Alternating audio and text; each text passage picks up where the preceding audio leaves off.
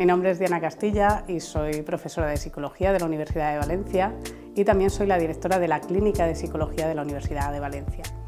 Hoy me gustaría enfatizar cuál es la misión de la clínica, ¿no? La primera de nuestras misiones es la formación de alumnado en prácticas, con lo cual os invitaría a explorar la clínica.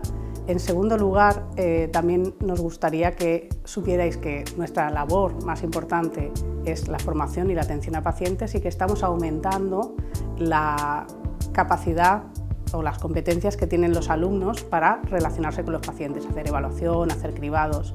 Y luego una sorpresa que vamos a comenzar el año que viene, que es que vamos a introducir también el uso de las tecnologías dentro de la clínica. Con lo cual, entre los tratamientos de tercera generación y el uso de tecnologías, queremos convertir la clínica de psicología en una punta de lanza en tratamientos psicológicos. Os invitamos a venir a la clínica.